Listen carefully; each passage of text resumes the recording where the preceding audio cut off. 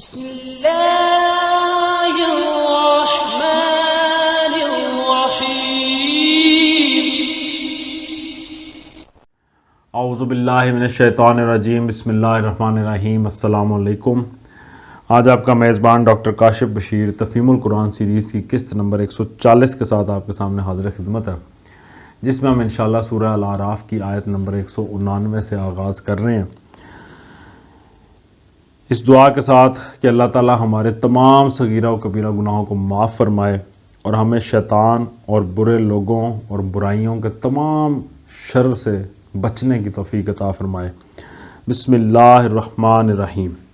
هو الذی خلقکم من نفس واحدۃ وجعل منها زوجها لیسکن الیہا فلما تغشاها حملت حملا خفیفا فمرت به فلما اثقلت دعوا اللہ ربہما لئن آتیتنا صالحا لنکونن من الشاکرین۔ ترجمہ۔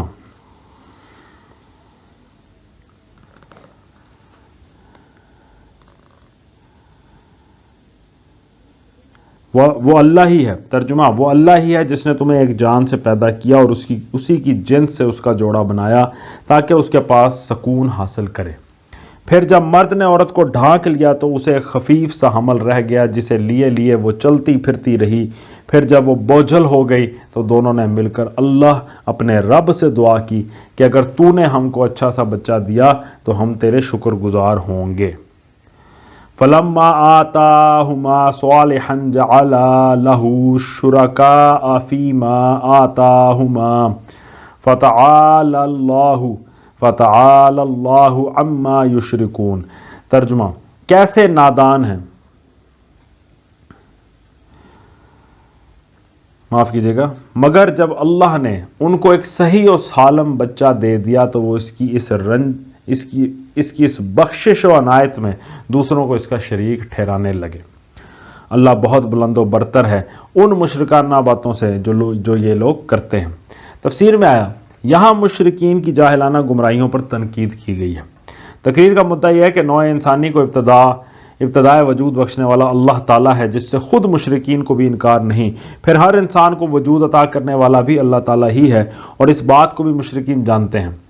عورت کے رحم میں نطفے کو ٹھہرانا، پھر اس خفیف سے حمل کو پرورش کر کے ایک زندہ بچے کی صورت دینا، پھر اس بچے کے اندر طرح طرح کی قوتیں اور قابلیتیں ودیت کرنا اور اس کو صحیح و سالم انسان بنا کر پیدا کرنا، یہ سب کچھ اللہ تعالیٰ کے اختیار میں ہے۔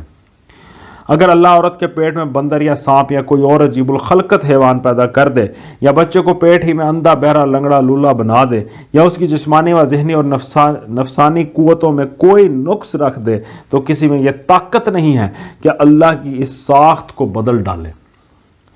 اس حقیقت سے مشرکین بھی اسی طرح آگاہ ہیں جس طرح موحدین۔ چنانچہ یہی وجہ ہے کہ زمانہ حمل میں ساری امیدیں اللہ ہی سے وابستہ ہوتی ہیں کہ وہی صحیح و سالم بچہ پیدا کرے گا، لیکن اس پر بھی جہالت و نادانی کا طغیان کا یہ حال ہے کہ جب امید بر آتی ہے اور چاند سا بچہ نصیب ہو جاتا ہے تو شکریہ کے لیے نظریں اور نیازیں کسی دیوی، کسی اوتار، کسی ولی اور کسی حضرت کے نام پر چڑھائی جاتی ہیں، اور بچے کو ایسے نام دیے جاتے ہیں کہ گویا وہ خدا کے سوا کسی اور کی عنایت کا نتیجہ ہو۔ اس تقریر کو سمجھنے میں ایک بڑی غلط فہمی واقع ہوئی ہے جسے ضعیف روایات نے اور زیادہ تقویت پہنچا دی، چونکہ آغاز میں نوع انسانی کی پیدائش ایک جان سے ہونے کا ذکر آیا ہے جس سے مراد حضرت آدم علیہ السلام ہیں، اور پھر فوراً ہی ایک مرد اور عورت کا ذکر شروع ہو گیا ہے جنہوں نے پہلے تو اللہ سے صحیح و سالم بچے کی پیدائش کے لیے دعا کی، اور جب بچہ پیدا ہو گیا تو اللہ کی بخشش میں دوسروں کو شریک ٹھہرا دیا۔ اس لیے لوگوں نے یہ سمجھا کہ یہ شرک کرنے والے میاں بیوی ضرور حضرت آدم و حوا علیہم السلام ہی ہوں گے۔ اس غلط فہمی پر روایات کا ایک خول چڑھ گیا اور ایک پورا قصہ تصنیف ہو گیا کہ حضرت حوا کے بچے پیدا ہو کر مر جاتے تھے۔ آخر کار ایک بچے کی پیدائش کے موقع پر شیطان نے ان کو بہکا کر اس بات پر آمادہ کر دیا کہ اس کا نام عبدالحارث یعنی بندہ شیطان رکھ دیں۔ غضب یہ ہے کہ ان روایات میں سے بعض کی سند نبی صلی اللہ علیہ وآلہ وسلم تک بھی پہنچا دی گئی ہے، لیکن در حقیقت یہ تمام روایات غلط ہیں اور قرآن کی عبارت سے بھی ان کی تائید نہیں ہوتی۔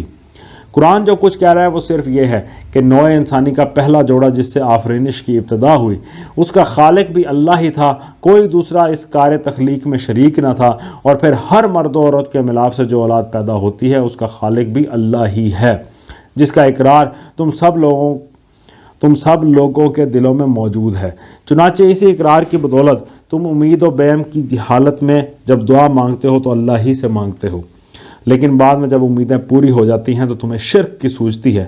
اس تقریر میں کسی خاص مرد اور خاص عورت کا ذکر نہیں ہے، بلکہ مشرکین میں سے ہر مرد اور ہر عورت کا حال بیان کیا گیا ہے۔ اس مقام پر ایک اور بات بھی قابل توجہ ہے۔ ان آیات میں اللہ تعالیٰ نے جن لوگوں کی مذمت کی ہے وہ عرب کے مشرکین تھے، اور ان کا قصور یہ تھا کہ وہ صحیح و سالم اولاد پیدا ہونے کے لیے تو خدا ہی سے دعا مانگتے تھے، مگر جب بچہ پیدا ہو جاتا تھا تو اللہ کے اس عطیہ میں دوسروں کو شکریہ کا حصہ دار ٹھہرا لیا کرتے تھے۔ بلا شبہ یہ حالت بھی نہایت بری تھی، لیکن اب جو شرک ہم توحید کے مدعیوں میں پا رہے ہیں وہ اس سے بھی بدتر ہے۔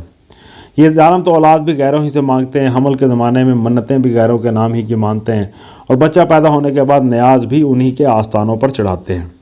اس پر بھی زمانہ جاہلیت کے عرب مشرک تھے، اور یہ موحد ان کے لیے جہنم واجب تھی اور ان کے لیے نجات کی گارنٹی ہے۔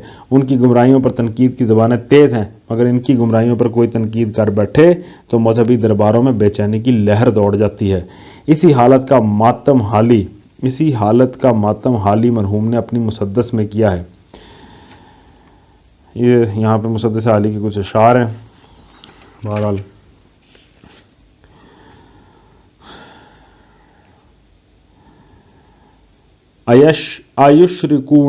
ایشرکون ما لا یخلقوا شیئا وهم یخلقون۔ ترجمہ: کیسے نادان ہیں یہ لوگ کہ ان کو خدا کا شریک ٹھہراتے ہیں جو کسی چیز کو بھی پیدا نہیں کرتے بلکہ خود پیدا کیے جاتے ہیں۔ ولا یستطیعون لهم نصرا ولا انفسهم ینصرون۔ جو نہ ان کی مدد کر سکتے ہیں اور نہ آپ ہی اپنی مدد پر قادر ہیں۔ وَإِن تَدْعُوهُمْ إِلَى الْهُدَى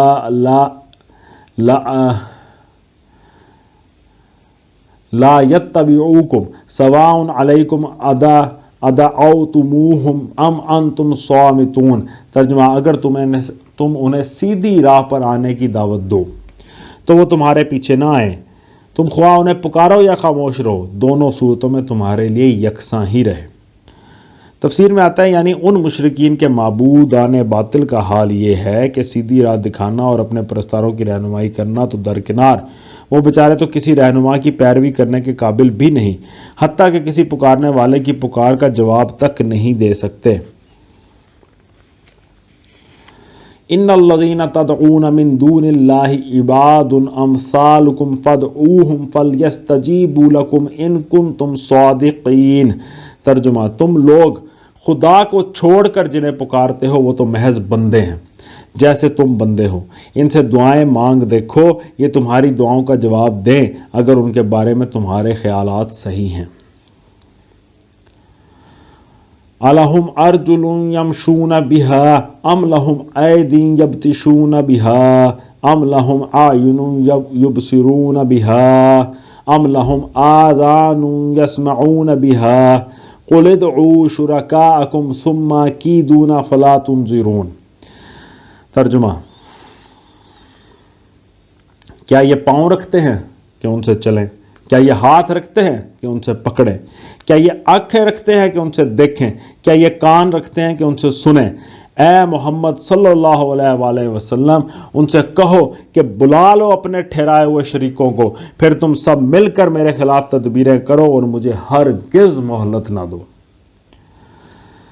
تفسیر میں آئے یہاں ایک بات صاف طور پر سمجھ لینی چاہیے، مشرکانہ مذاہب میں تین چیزیں الگ الگ پائی جاتی ہیں۔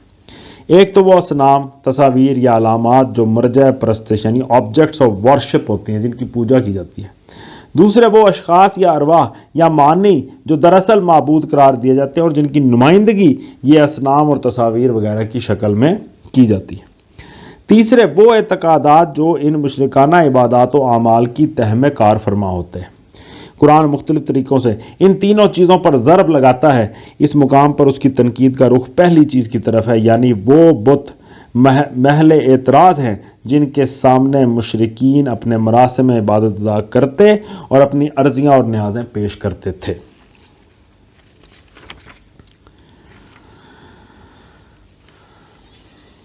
ان ولی اللہ الذی نزل الکتاب وہو یتولی الصالحین۔ ترجمہ، میرے حامی و ناصر وہ خدا ہے، میرا حامی و ناصر وہ خدا ہے جس نے یہ کتاب نازل کی ہے اور وہ نیک آدمیوں کی حمایت کرتا ہے۔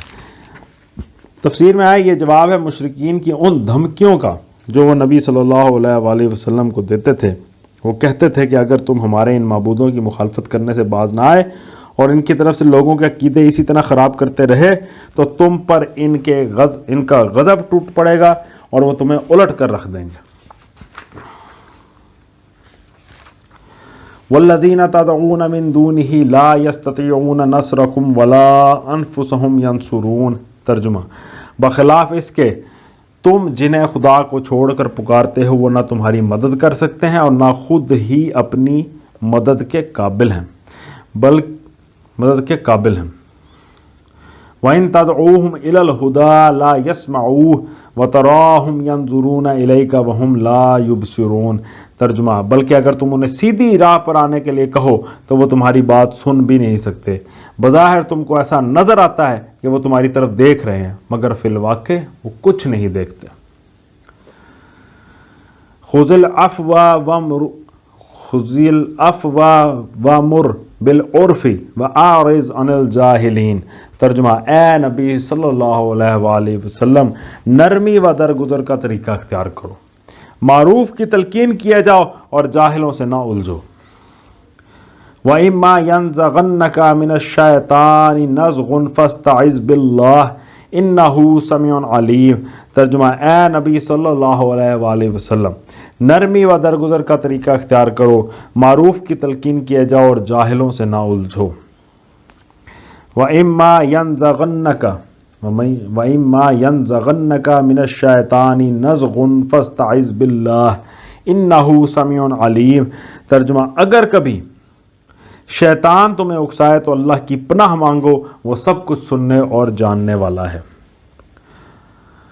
ان الذین اتقوا اذا مسهم طائف من الشیطان تذکروا فاذا هم مبصرون۔ ترجمہ، حقیقت میں جو لوگ متقی ہیں ان کا حال تو یہ ہوتا ہے کہ کبھی شیطان کے اثر سے کوئی برا خیال اگر انہیں چھو بھی جاتا ہے تو وہ فوراً چوکنے ہو جاتے ہیں اور پھر انہیں صاف نظر آنے لگتا ہے کہ ان کے لیے صحیح طریقہ کار کیا ہے۔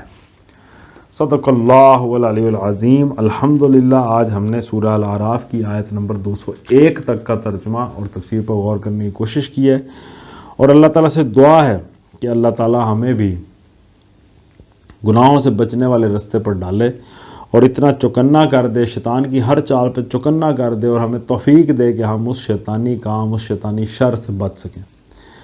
اسی دعا کے ساتھ آپ سے اجازت چاہیں گے۔ اپنا بہت خیال رکھیں۔ آپ لوگوں کا بہت بہت شکریہ۔ اللہ حافظ۔